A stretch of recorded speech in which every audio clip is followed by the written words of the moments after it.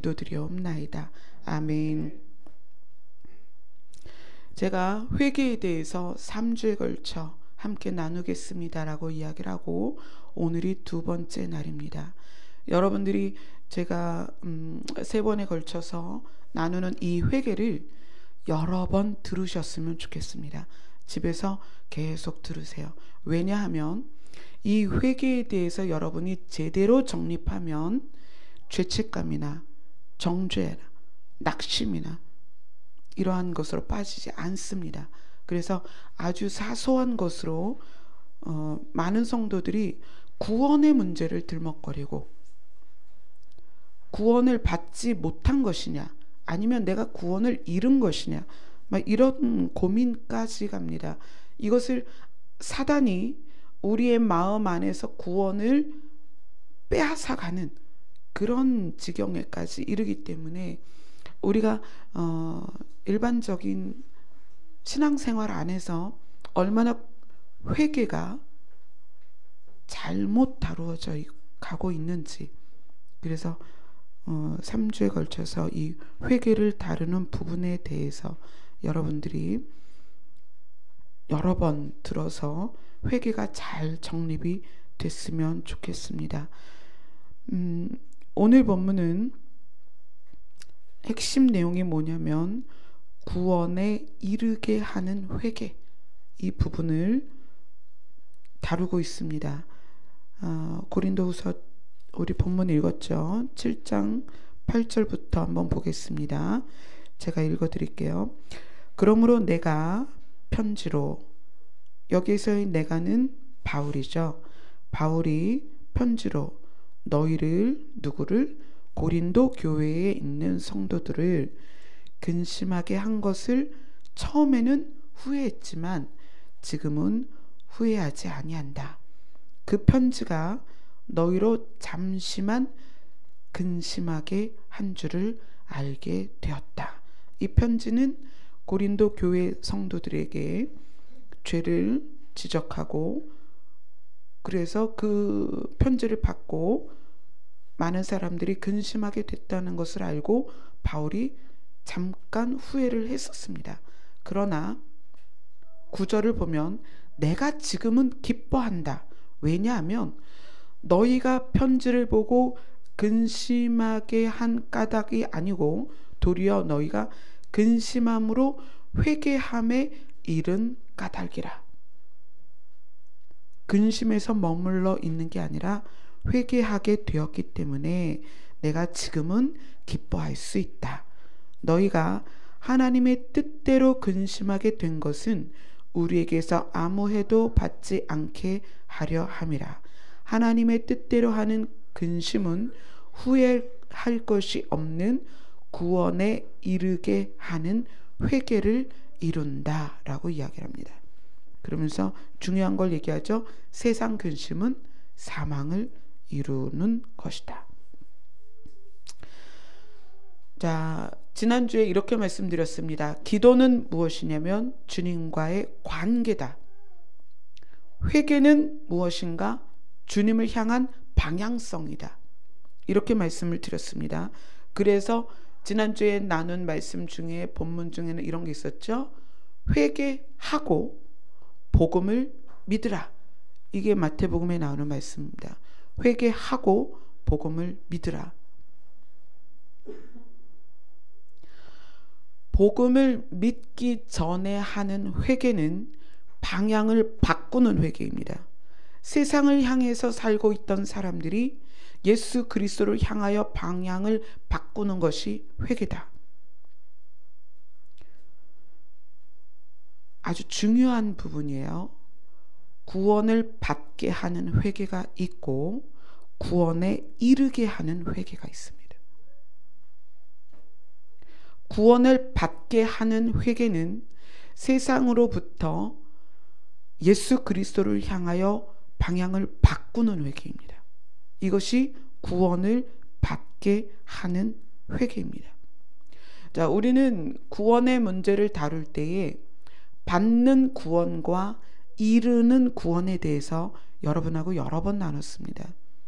받는 구원은 무엇이냐면 예수 그리스도를 믿어서 내가 이대로 살면 지옥에 가는구나. 내가 이제까지 하나님과 분리되어 있었구나. 그러면 하나님과 연합해야 되는데 우리는 죄인이기 때문에 연합할 수가 없구나.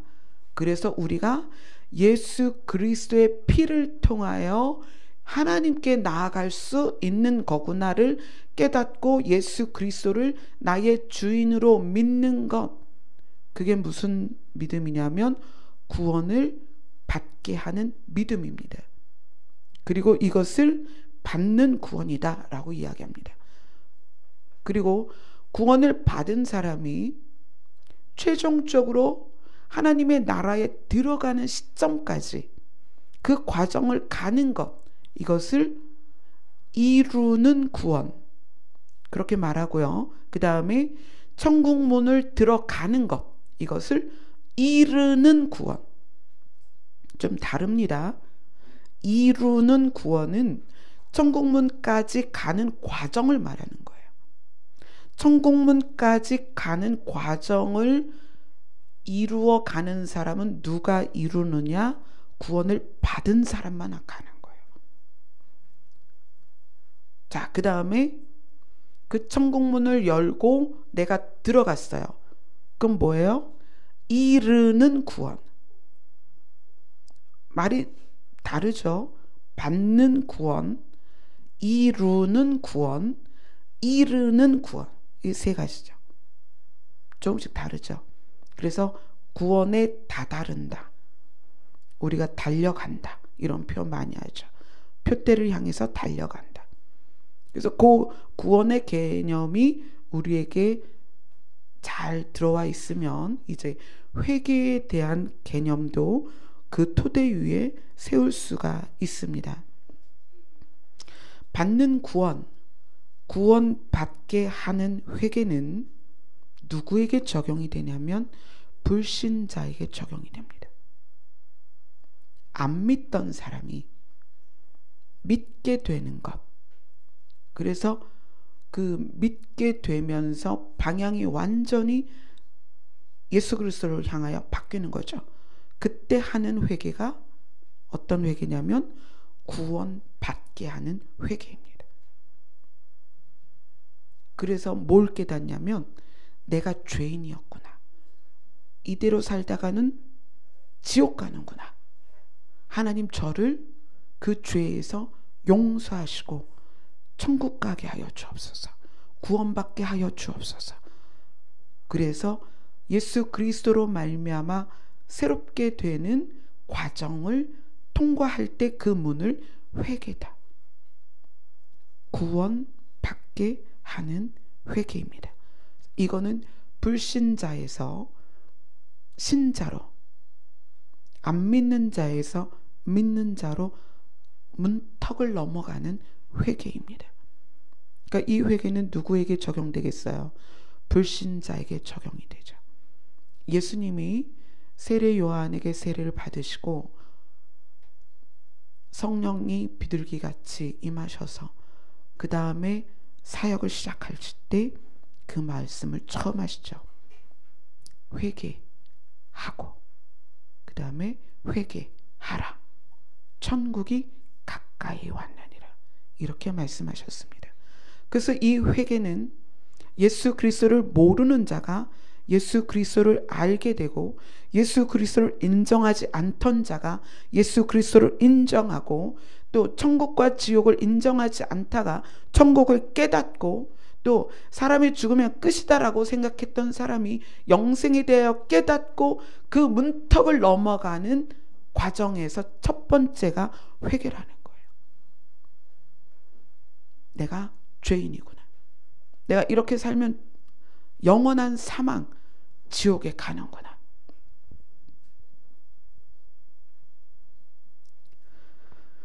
그래서 오늘 본문에서는 이러한 사람들, 그 구원의 문을 열고 들어갈 수 있는 회개를 하지 않은 사람들, 세상 사람들은 근심을 하는데 이 세상 사람들은 아무리 근심을 해도 해결책을 얻지 못하기 때문에 세상 근심은 사망을 이룰 수밖에 없다라고 이야기를 합니다.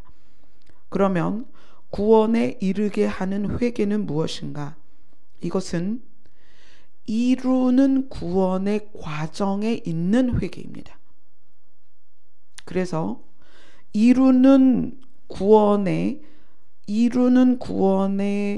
과정에 있는 회개이기 때문에 구원에 이르게 하는 회개는 누구에게 적용되냐면 성도에게 적용이 됩니다. 불신자에게 적용되는 회개와 성도에게 적용되는 회개는 굉장히 다릅니다. 불신자에게 적용되는 회개는 예수 그리스도를 깨닫고 그 피를 내가 받아들여서 단번에 의인이 되고 죄 씻음 받는 회개입니다. 그런데 구원에 이르게 하는 회개는 그것을 통과한 사람이 성도로서 하는 회개입니다. 불신자가 예수 그리스도를 믿는 과정에서 하는 회개가 방향을 바꾸는 거라면 성도의 회개는 무엇이냐면 방향을 지속시키는 회개입니다. 자, 이 개념을 잘 아셔야 돼요. 세상에서 예수 그리스도에게로 바꾸는 것을 회개다라고 지난주에 말씀드렸습니다. 그러면 그것은 우리에게 적용되는 게 아니에요. 이미 여러분은 예수 그리스도를 믿고 있고 하나님의 나라를 소망하고 있습니다. 그런데 안타깝게도 구원을 받게 하는 그 회개, 세상에서 예수 그리스도로 방향을 전환하는 회개를 지속적으로 성도에게 적용을 해요. 그러다 보니까 성도이고 구원을 받았음에도 불구하고 예수 그리스도를 바라보고 있음에도 불구하고 구원을 받게 하는 회개를 자꾸 적용을 시키니까 어떤 부작용이 있냐면 내가 구원을 받았나? 나 이러다 지옥 가는 거 아니야? 정말 기본적인 구원이 흔들린다는 얘기예요. 제가 회개를 왜 정말 이렇게 신중하게 다루냐면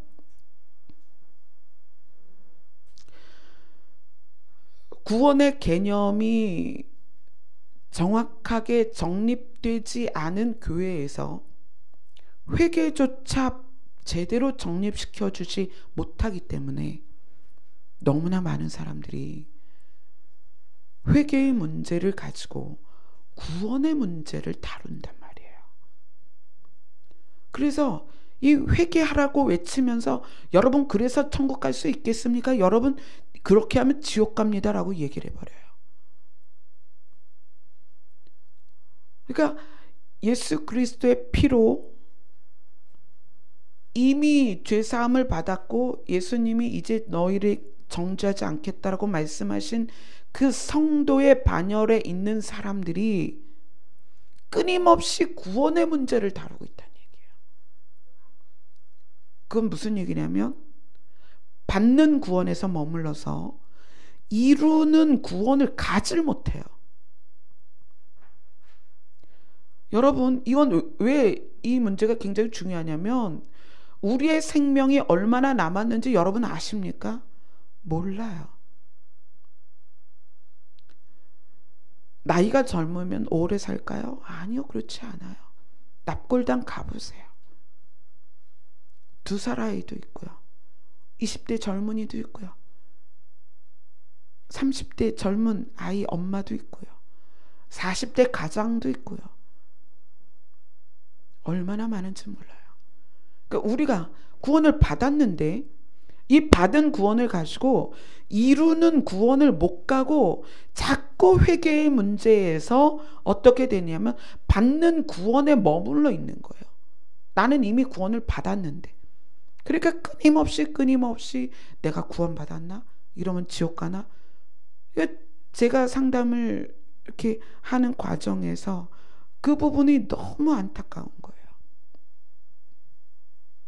그래서 제가 회개의 부분을 다뤄야 되겠다. 그런데 이것이 사실은 일반적으로 여러분들에게 다뤄주지 않고 있기 때문에 제가 굉장히 조심스럽기도 하고 신중하기도 하고, 그래서 거의 1년을 고민하다가 이제 새해를 맞이해야 되는 이 시점에서 여러분만큼은 회개에 대해서 제대로 정립을 해야 되겠다는 생각에 이 12월 달에 회개를 다룹니다. 하나님의 뜻대로 하는 근심은 구원에 이르게 하는 회개를 우리에게 하게 합니다. 구원에 이르게 하는 회개는 성도가 하는 회개예요. 예수님은 그렇게 말씀하셨죠? 목욕한 자는 또 목욕할 필요가 없어. 뭐만 닦으면 돼? 발만 닦으면 된다. 이 개념을 누가 이해를 하고 있을까요? 이미 목욕한 성도들에게 발만 닦으면 된다는 개념을 안 가르쳐주고 구원의 문제를 들먹거리는 목욕하라고만 하는 거예요. 거듭났는데 거듭나라고 얘기를 하는 거예요. 그러니까 성도들이 믿음 안에서의 담대함이 없어요. 주님 언제 오실지 모르는데 내일 주님 오시면 나 어떡해? 나 구원될까? 예수님이 내 이름 불러주실까? 예수 그리스도의 피로 말미암아 우리는 그 구원받는 회개를 통과했음에도 불구하고 너무나 많은 사람들이 예수 그리스도와의 관계 안에 들어가지 못한다는 사실이에요. 구원에 이르게 하는 회개는 방향을 지속시킵니다. 방향이 바뀌지 않도록 도와주는 거예요. 성령의 근심은 뭐냐면 성도들을 향하여, 그러니까 구원을 받게 하는 회개를 하고 구원을 받은 성도들이 방향이 바뀔까봐 성령께서 근심하시는 거예요. 그래서 끊임없이 우리에게 다가오셔서 너 그렇게 하면 안 돼. 너 그거 옛 모습이야. 너 지금은 그렇지 않아. 너는 새 사람이야. 옛사람을 벗어야지. 너 옛사람에게 간섭되어지면 너 방향이 바뀔 수도 있어. 그리고 성령께서 끊임없이 우리에게 성령의 근심을 우리 안에 넣어주십니다. 그래서 우리는 자꾸 내 자신을 돌아보는 거예요. 그렇지? 내가 이렇게 하면 안 되는데. 그렇지? 성경이 이렇게 말하고 있는데. 내가 다음번에는 그런 생각하지 말아야지. 내가 이제는 그렇게 행동하지 말아야지. 내가 이제는 그렇게 말하지 말아야지. 이런 식으로 성령의 근심, 거룩한 근심이 우리 안에 들어와서 우리로 하여금 새롭게 한다는 얘기예요. 그런데 이러한 근심, 하나님의 뜻대로 하는 근심 가운데 우리가 있으면서 이것을 가지고 구원의 문제를 들먹거린다는 얘기예요. 강단에서 당신 그러면 구원받을 수 있겠어? 이렇게 얘기를 하는 거예요. 그러니까 구원을 이루어 가야 함에도 불구하고 받는 구원에서 매일 내가 구원을 받았나 안 받았나 이거를 오락가락하는 거예요. 이 부분을 여러분들이 잘 깨달으면 제가 이제 말씀드리는 것을 이해할 수 있을 것입니다. 자, 11절을 보세요. 오늘 본문 11절입니다. 보라, 하나님의 뜻대로 하게 된 이 근심 때문에 우리가 구원에 이르게 하는 회개를 하는 거예요. 너희로 얼마나 간절하게 하며 하나님의 나라를 얼마나 간절하게 생각하며 얼마나 변증하며, 그러니까 우리 스스로 우리 자신이 나에 대해서 돌이키고 바라보고 그러면서 그 주님의 말씀을 가지고 나를 또 변호하는 거예요. 또 얼마나 분하게 하며 죄에 대해서 이제 분한 생각이 드는 거예요. 야, 죄가 자꾸 나를 방향을 바꾸게 하려고 하는구나. 이 거룩한 근심 안에서 이런 것들을 우리가 깨달아가는 겁니다. 얼마나 두렵게 하며 죄의 결과가 사망이고 죄의 결과가 영벌이기 때문에 하나님이 주시는 하나님의 뜻대로 하는 근심은 그 죄에 대한 결과를 더 두렵게 느끼는 거예요. 그래서 내가 피 흘리기까지 죄와 싸워야 되는 거야. 이걸 깨달아가는 거예요. 얼마나 사모하게 하며 예수 그리스도를, 구원을, 하나님의 나라를 또 얼마나 열심 있게 하며 말씀대로 그리스도 앞에 집중하는 것, 얼마나 벌하게 하였는가. 이거는 이제 나 자신을 벌하게 한다는 게 아니라 죄를 짓는 범법자에 대해서 이제 공동체 안에서 죄를 짓는 거에 대해서 그것을 구별하는 거예요. 그거는 죄니까 그렇게 하면 안 되라고 말을 할 수 있다는 거예요. 그래서 너희가 그 일에 대하여 일체 너희 자신의 깨끗함을 나타내었다. 이제 더 이상 우리가 죄를 짓지 않으려고 우리 스스로 깨끗하게 하려고 노력을 한다는 얘기예요. 그러니까 하나님 뜻대로 하는 근심은 구원에 이르게 하는 회개를 이룹니다. 이거는 구원을 받느냐 안 받느냐, 내가 지옥 가느냐 천국 가느냐, 이것의 원초적인 문제가 아니고 구원을 이루어 가는 과정을 만드는 회개라는 얘기예요. 이것을 여러분들이 조금 더 직접적인 예를 들어서 설명을 해드릴게요. 어디로 갈까요? 자, 마태복음으로 가봅시다. 오늘 여러분이 저와 나누는 이 내용을 잘 이해하시면 앞으로 구원의 문제를 흔들리지 않게 될 것입니다. 자, 마태복음 14장입니다.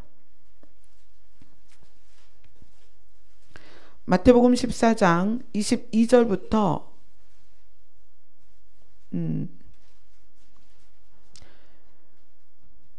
33절까지 마태복음 14장 22절부터 33절까지 같이 읽겠습니다. 시작. 예수께서 즉시 제자들을 재촉하사 자기가 무리를 보내는 동안에 배를 타고 앞서 건너편으로 가게 하시고 무리를 보내신 후에 기도하러 따로 산에 올라가시니라. 저물매에 거기 혼자 계시더니 배가 이미 육지에서 술이나 떠나서 바람이 거스름으로 물결로 말미암아 고단을 당하더라. 밤 사경에 예수께서 바다 위로 걸어서 제자들에게 오시니 제자들이 그가 바다 위로 걸어오심을 보고 놀라 유령이라 하며 무서워하여 소리 지르거늘 예수께서 즉시 이르시되 안심하라 나니 두려워하지 말라.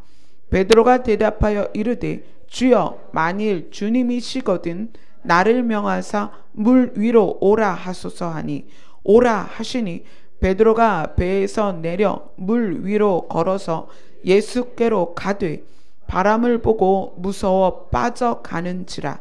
소리질러 이르되 주여 나를 구원하소서 하니 예수께서 즉시 손을 내밀어 그를 붙잡으시며 이르시되 믿음이 작은 자여 왜 의심하였느냐 하시고 배에 함께 오름에 바람이 그치는지라. 배에 있는 사람들이 예수께 절하며 이르되 진실로 하나님의 아들이로소이다 하더라. 자, 이 사건은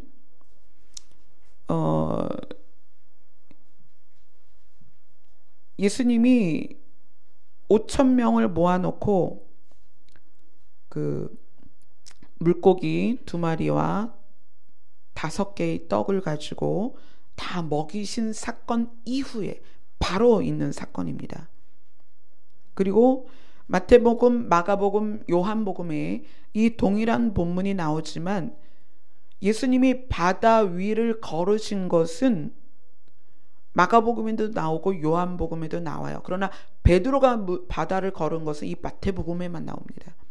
이 마태복음에서 이 베드로가 예수님이 바다 위로 걸어오시는 걸 보면서 처음에는 제자들이 되게 두려워했죠. 어머, 귀신인가 봐 이랬겠죠.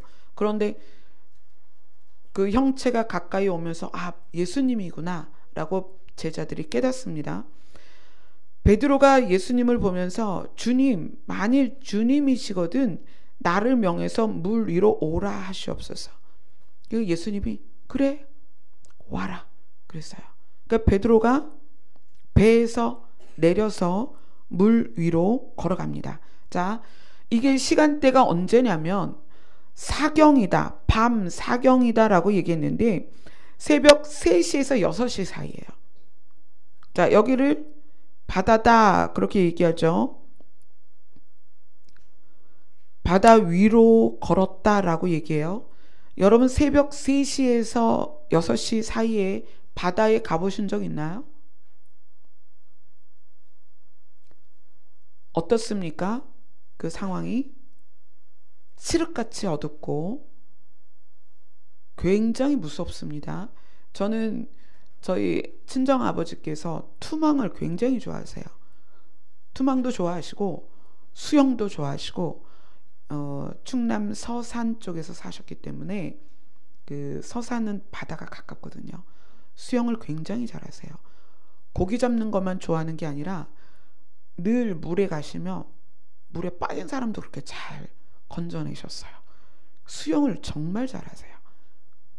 근데 구리식에 오셔서 그때는 이제 왕숙천이 지금보다도 더 물이 좋았을 때죠.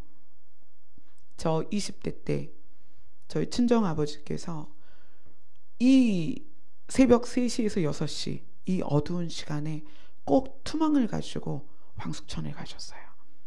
그 왕숙천에 가셔서 물고기를 얼마나 많이 잡으시는지 저도 이제 몇 번 따라갔는데 정말 거짓말 안 하고요. 그 한 번은 고기를 잉어랑 붕어가 주로 잡히죠. 잉어, 붕어, 눈치라는 게 있어요. 그런 것도 잡히고 가끔씩은 향어도 잡혔어요. 그러니까 향어를 키우는 양어장에서 물이 넘쳐서 향어가 막 넘어왔는데 그것까지 잡으셨는데 다마스라는 트럭 있어요. 조그만. 그 적재함에다가 거의 채울 정도로 고기를 잡은 적도 있어요. 근데 이 새벽 3시에서 6시 사이는요 정말 어두워요. 동트기 전에 정말 칠흑같이 어두운데 거기 가서 아빠가 이제 투망을 치면 그때는 이제 저희 목사님하고 저하고 이제 막 결혼하기 전 후 막 요럴 때인데 자주 이제 그거를 담을 자루를 들고 쫓아다녔거든요. 근데 정말 깜깜하고요. 혼자는 거기 절대 못 가요. 무서워서. 정말 물에서 뭐가 툭 튀어나올 것 같고요. 저희 아버지는 이제 물이 여기까지 차도록 그냥 물에 처벅처벅 들어가세요. 근데 저는 발도 못 담그겠어요. 뭐가 이렇게 발 잡아당길 것 같고 그렇게 무서운데 지금 여기 상황이 그래요. 그 칠흑같이 어두운 새벽 3시에서 6시 사이에 풍랑이 있는 바람이 부는 그 배에서 베드로가 내린 거예요. 바다로. 그게 믿음이 어떤 믿음이겠어요? 정말 이건 큰 믿음이에요. 그 상황에서 예수님 말만 믿고 바다로 내렸다니까요. 배에서. 그리고 정말 초자연적인 역사죠. 사람이 그 위를 걸었다는 얘기예요. 그러다가 바람을 보고 무서워서 빠져가는지라 그냥 퐁 빠진 것도 아니고 중쭉쭉쭉쭉 물속으로 빠졌어요. 이게 수영장도 아니고 욕실에 있는 그 욕조도 아니에요, 여러분. 새벽 3시에서 6시 사이에 칠흑 같은 어두움에 더군다나 바람이 엄청 부는 바다에서 베드로가 물에 빠졌단 말이에요. 자, 제가 질문 하나 하겠습니다. 베드로가 그 상황에서 바다에 빠져서 죽었습니다. 만약입니다. 죽었습니다. 베드로는 천국 갈까요? 지옥 갈까요?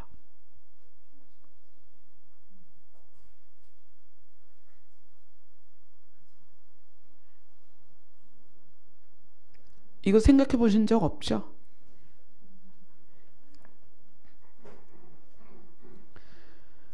베드로가 사람이잖아요. 물속에서 몇 초나 숨을 참겠어요. 뽕 빠졌으니까 막 물이 폐로 코로 막 들어가서 그 자리에서 딱 죽었어. 천국 갈까요? 지옥 갈까요?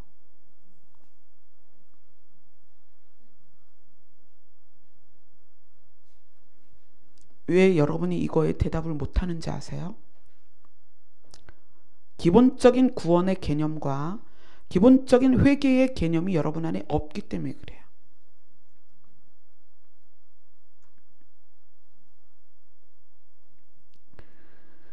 예수님은 베드로에게 이렇게 말합니다. 믿음이 작은 자여, 왜 의심하였느냐? 뭐예요?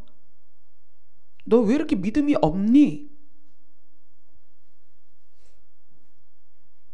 믿음이 없는, 그러니까 예수 그리스도를 믿는 믿음이 없는 것과 믿음이 작은 것을 반드시 구별해야 됩니다. 자, 그러면 믿음이 없다. 이거는 어디에 적용해야 되냐면 불신자에게 적용하는 거예요. 그래서 믿음이 없으면 당연히 베드로가 만약에 믿음이 없었다면 예수님을 모르는 거니까 당연히 그때 물에 빠졌으면 죽는 거예요. 죽었으면 어떻게 되는 거예요? 지옥 가는 거죠. 그러나 예수 그리스도를 믿는 믿음은 있는데 두려움에 의하여 퐁 빠져서 죽었으면 믿음이 있기 때문에 천국에 갑니다. 물에 빠졌다고 지옥 갈까요? 연약함 때문에 지옥 갈까요? 여러분, 이거 개념이, 이 구원에 대한 개념이 바르게 세워지지 않으면 많은 성도가 천국 갈 때까지 고민합니다. 내가 구원 받을 수 있나 없나? 이거는 한 번 구원은 영원한 구원이다를 말하는 게 아닙니다. 이제 오늘 구원에 이르게 하는 회개를 다루고 다음 주에 회개할 수 없는 것에 대해서 배울 거예요. 그러니까 다음 주에는 이제 어떤 거냐면 구원을 받은 사람이 구원을 잃는 과정을 이제 배울 겁니다. 자, 오늘은 우리에게 있는 믿음, 예수 그리스도를 믿는 믿음은 우리가 연약해서 실수하고 넘어지는 것으로 빼앗기지 않는다는 걸 여러분 아셔야 된다는 거예요.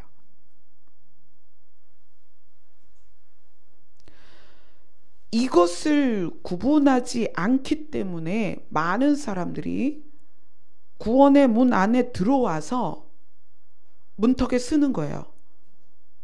내가 구원을 받았나 못 받았나 맨날 그거를 의심해요. 근데 목회자가 그걸 설명을 안 해줘요. 그럼 어떻게 해요? 계속 불안한 거예요.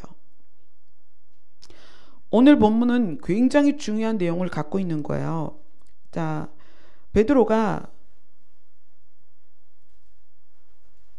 예수님을 맞닥뜨렸을 때 바다 위에 계신 예수님이 말씀하세요. 안심해, 나야, 두려워하지 마 라고 이야기하십니다. 우리는 신앙생활에서 많은 일들을 만났을 때 두려워하고 근심합니다. 근데 예수님은 안심해라, 나다, 너희가 믿는 나는 하나님이다, 두려워하지 마라 라고 얘기를 합니다. 그럼에도 불구하고 베드로는 어떻게 했어요? 두려워했죠. 뭘 본 거예요? 예수님을 봤어요? 환경을 봤어요? 환경을 봤죠. 바다의 바람을 봤단 말이에요. 그래서 바람을 보고 무서워 빠졌다라고 얘기해요. 환경에 의해서 베드로가 실패를 경험합니다. 구원을 잃었습니까? 아니요. 구원을 잃은 게 아닙니다. 예수님은 그 자리에서 그를 일으키십니다. 물에서 건져 주십니다. 그리고 말씀하십니다. 믿음이 작은 자야. 왜 의심하니? 나야. 나는 너를 구원할 수 있는 자야. 여러분 신앙생활 하면서 옛사람이 완전히 벗어지지 않은 상황에서는요, 늘 베드로같이 삶을 삽니다. 환경에 의해서 넘어지고요. 환경에 의해서 좌절하고요. 환경에 의해서 낙심이 됩니다. 그런데 그럴 때마다 예수님이 우리를 잡아서 일으켜 주십니다. 무엇이 유지될 때 우리의 방향성이 예수 그리스도를 향하고 있다면 베드로처럼 예수님이 잡아서 일으켜 주십니다. 그리고 이 믿음 없는 자야, 너는 지옥이야, 이렇게 아니라 믿음이 적은 자야, 나야, 두려워 말아라, 왜 의심하니? 이렇게 다시 일으켜 주시는 거예요. 그래서 성경이 그렇게 얘기합니다. 의인은 어떤 의인이죠? 내가 잘해서 의인인가요? 아니요. 예수 그리스도의 피로 말미암아 구원받은 너희는 7번 넘어져도 8번 일어날 수 있다는 거예요. 누구에 의해서? 예수 그리스도에 의해서. 그리고 나서 예수님은 배에 함께 올라가십니다. 베드로와 함께. 그랬더니 바람이 그쳤어요. 누가복음과 요한복음은 뭐에 집중이 되어 있냐면 예수님이 바다를 잔잔케 하시고 바람을 잔잔케 하시는 만유의 주인으로서의 메시아로서의 하나님으로서의 신성에 주목합니다.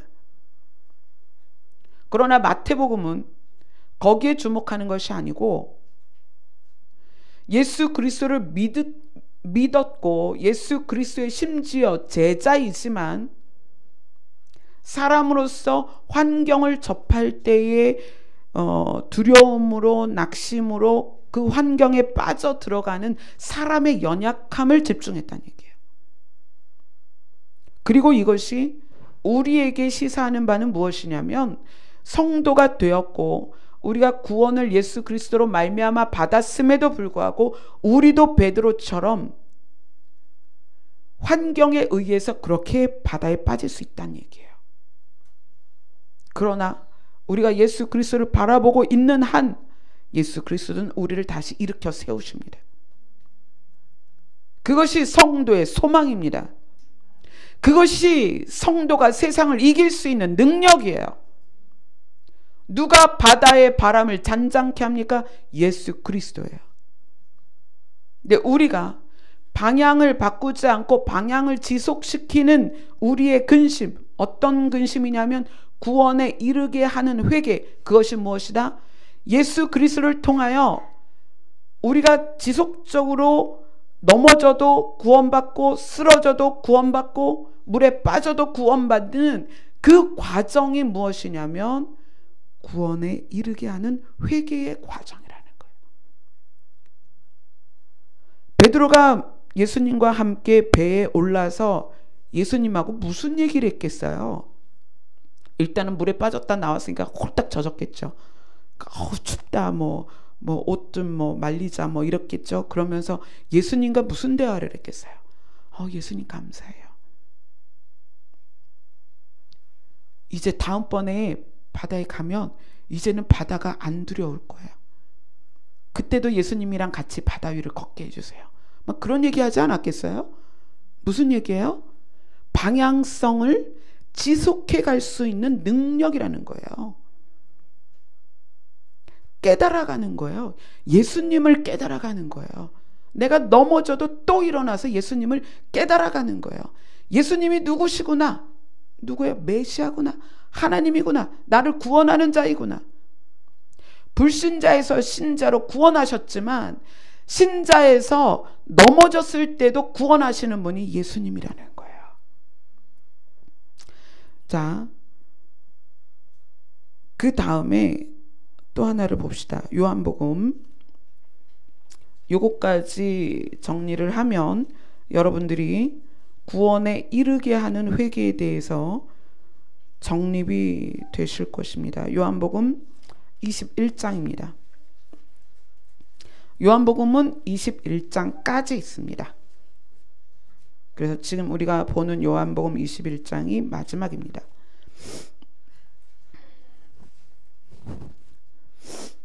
요한복음 21장 1절부터 너무 길기도 하죠. 15절부터 볼게요. 요한복음 21장 15절부터 18절까지입니다. 같이 읽겠습니다. 시작. 그들이 조반 먹은 후에 예수께서 시몬 베드로에게 이르시되 요한의 아들 시몬아 내가 이 사람들보다 나를 더 사랑하느냐 하시니 이르되 주님 그러하나이다. 내가 주님을 사랑하는 줄 주님께서 아시나이다.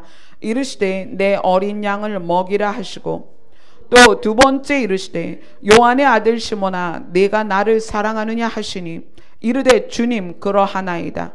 내가 주님을 사랑하는 줄 주님께서 아시나이다. 이르시되 내 양을 치라 하시고 세 번째 이르시되 요한의 아들 시몬아 내가 나를 사랑하느냐 하시니 주께서 세 번째 내가 나를 사랑하느냐 하심으로 베드로가 근심하여 이르되 주님 모든 것을 아시오매 내가 주님을 사랑하는 줄을 주님께서 아시나이다. 예수께서 이르시되 내 양을 먹이라. 내가 진실로 진실로 내게 이르노니 내가 젊어서는 스스로 띠띠고 원하는 곳으로 다녔거니와 늙어서는 내 팔을 벌리리니 남이 내게 띠띠우고 원하지 아니하는 곳으로 데려가리라. 베드로가 물에 빠졌다가 예수님이 건져주셔서 함께 배에 올라오고 그 이후로 쭉 사역이 진행이 됩니다. 그리고 나서 지금 읽은 사건은 언제 사건이냐면 예수님이 십자가에 못 박히시고, 자, 그 예수님이 십자가에 못 박히시는 과정 안에 베드로가 예수님을 부인하죠? 몰라요. 그냥 점잖게 몰라요만 한 게 아니라 예수님을 부인하되 저주까지 했다고 그랬어요. 다른 성경에 보면 두려우니까. 그런 과정을 거쳐서 예수님이 부활하시죠. 예수님이 부활하시고 이제 마리아에게도 나타나시고 제자들에게도 나타나십니다. 이 지금 읽은 것 좀 전에는 예수님께서 디베랴 호수에 가셔서 제자들이 물고기 잡는 그 상황에 예수님이 가셔요. 그래갖고 야 많이 잡혔니? 아니요. 그래? 그러면 오른편에 그물을 던져라. 오른편에 던졌더니 어떻게 돼요? 그 유명한 153 153마리의 물고기가 잡힙니다. 그리고 나서 물고기를 이제 예수님이 일로 와 우리 같이 먹자. 그리고 떡도 먹게 하시고 생선 그날 잡은 물고기도 구워서 먹게 하십니다. 그리고 나서 예수님이 베드로와 이야기를 하시는 장면이에요. 우리 지금 읽은 장면이. 베드로는 믿음이 적어서 바다에 퐁 빠지기도 했고 또 믿음이 적어서 두려움에 의해서 예수님을 부인까지 했습니다. 그런데 예수님이 찾아오셨어요. 베드로에게 뭐라고 질문하시냐면 너 나 사랑하니?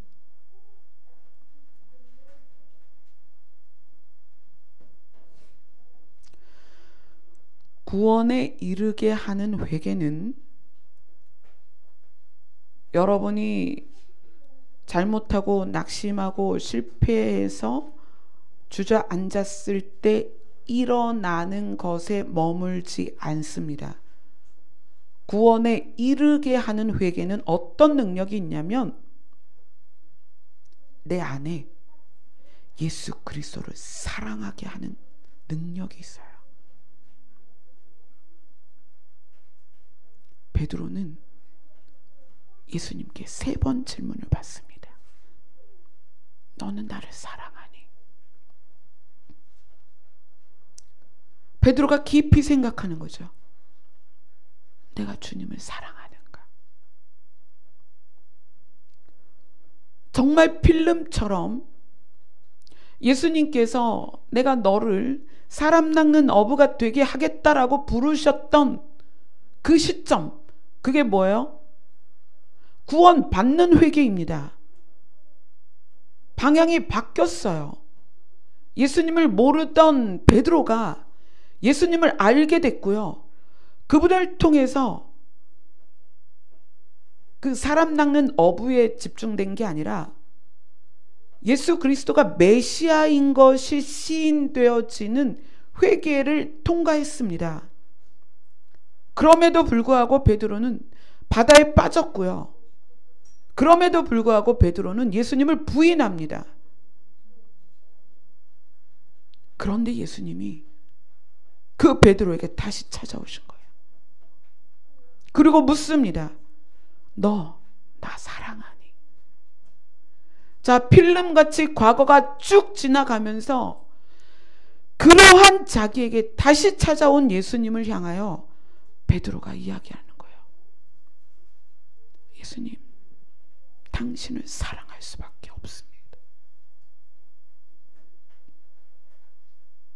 나를 버려도 괜찮고 외면하도 괜찮은데 그 예수님이 다시 찾아오셔서 지금 이 153마리의 물고기와 떡을 구워주는 장면이 뭐냐면 베드로에게 오병이어를 기억하게 하시는 거예요. 내가 너 물에 빠졌을 때 건져줬지. 그 전에 무슨 사건이 있었니? 내가 광야에서 5,000명을 먹이지 않았니? 내가 누구니? 이 동일한 사건을 제자들에게 보여주시는 거예요. 한 마리도 못 잡은 그 배에 올라가셔서 오른편에 그물을 내려라. 밤이 맞도록 물고기를 한 마리도 못 잡은 그들이 오른편에 그물을 던졌더니 153마리의 물고기가 잡힌 거예요. 그리고 예수님은 떡을 구워서 준비하십니다. 기억나니? 내가 누구니? 너 물에 빠지기 전에 무슨 일 있었니? 내가 오병이어로 5,000명을 먹였던, 내가 너희를 살리는 하나님이라는 거예요. 그분이 수많은 연약함과 수많은 죄 가운데, 부족함 가운데 있었던 베드로를 다시 찾아오셔서 물어보십니다. 너 나 사랑하니? 여러분이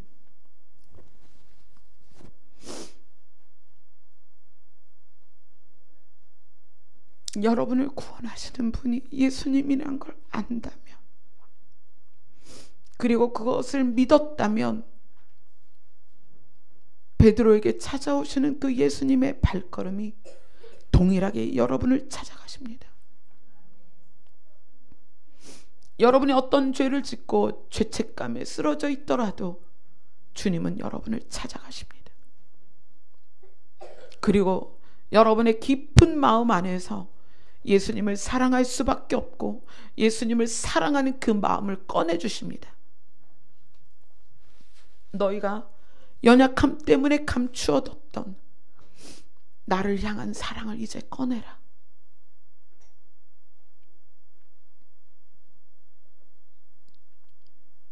그리고 예수님이 관계를 바꾸십니다. 너가 나를 그동안은 알고 있었지? 이제는 우리 사랑하자. 구원에 이르게 하는 회개는 예수님을 사랑하게 합니다.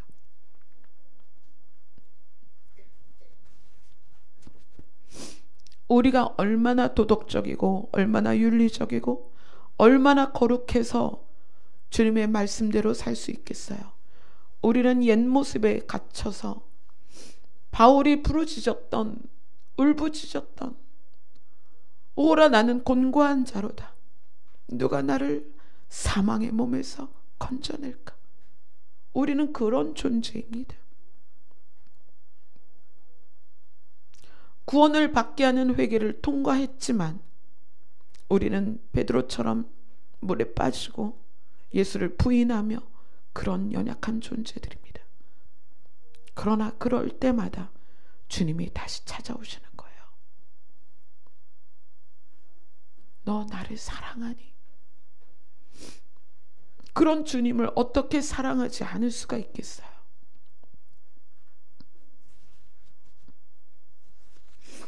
그래서 예수님과 사랑하는 관계가 된 베드로에게 예수님이 이렇게 말씀하십니다. 늙어서는 내 팔을 벌리리니 남이 내게 띠띠우고 원하지 아니하는 곳으로 데려갈 것이다.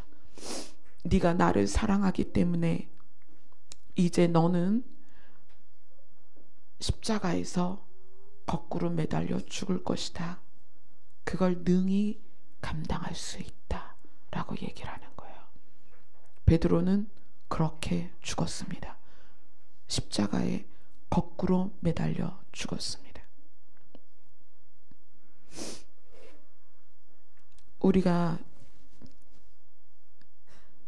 연약함 가운데 있지만 예수님은 우리를 떠나지 않으십니다. 매 순간순간 우리를 찾아오셔서 우리의 손을 잡아주시고 우리를 일으켜 주십니다. 그것을 반복해 가면서 우리는 예수님을 사랑할 수밖에 없어요. 이렇게 부족하고 연약한 우리를 주님이 포기하지 않으시고 잠도 주무시지 아니하시고 늘 우리 옆에서 우리 안에서 우리를 일으켜 주시거든요. 그래서 구원을 받게 하는 회개는 예수 그리스도의 피로 말미암아 우리를 의인 되게 하는 것이고요. 구원에 이르게 하는 회개는 우리가 옛사람에서 벗어나서 예수 그리스도를 사랑하는 자로 바꾸어 줍니다. 이 구원의 개념을 여러분이 바르게 알고 있다면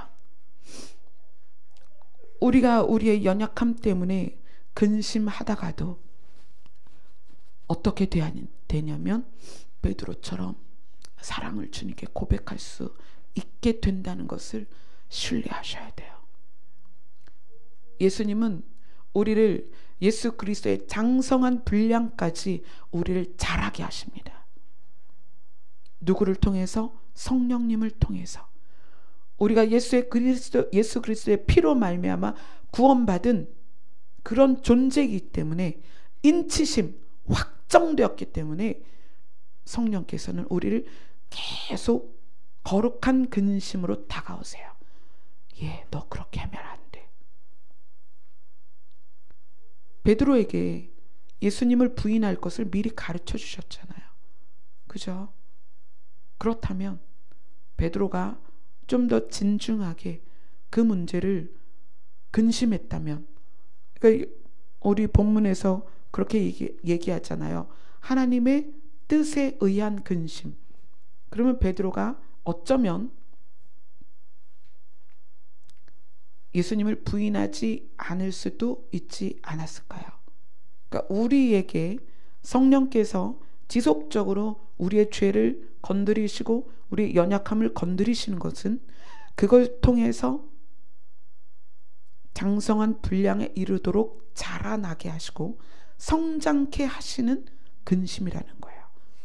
그리고 그걸 통해서 우리는 구원에 이르게 하는 회개를 하고 있는 거죠. 넘어져도 일어나고 쓰러져도 다시 일어나고 우리가 초점이 흐려졌다가도 다시 예수 그리스도에게 초점을 맞추게 또 마주치게 되는 거예요.